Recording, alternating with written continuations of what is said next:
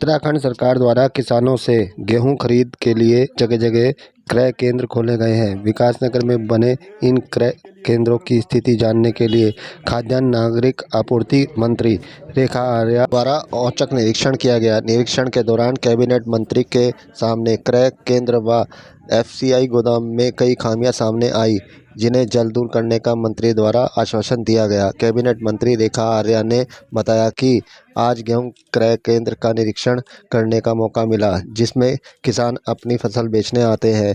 सरकार द्वारा इस बार यहां 10,000 कुंतल गेहूं खरीद का लक्ष्य दिया था, जिसमें से अभी तक केवल 200 कुंतल गेहूं ही खरीद हो पाई है। इसके पीछे किसानों को सरकार के निर्धारित मूल्य 2015 की अपेक्षा बाजार में ज़्यादा दाम मिलना माना जा रहा है।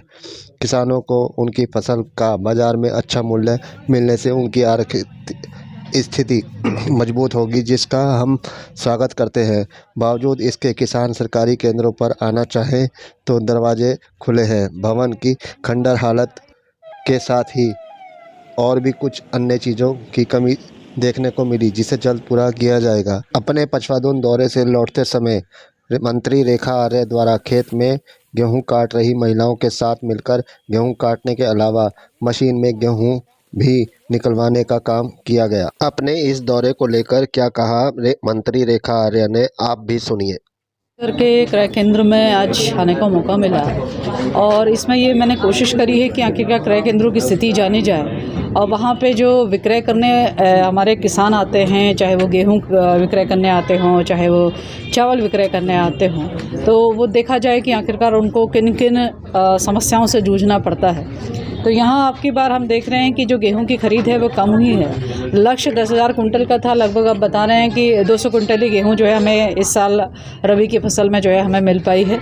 उसका कारण ये है कि अब की बार हमारे जो गेहूं के किसान हैं उनको मार्केट में सरकार के द्वारा निर्धारित जो समर्थन मूल्य है गेहूं का 2015 रुपये प्रति कुंटल, उससे कहीं अच्छे दामों में जो है बाहर उनको मिल पा रहा है, लगभग 2100 रुपये या 2200 रुपये कुंटल।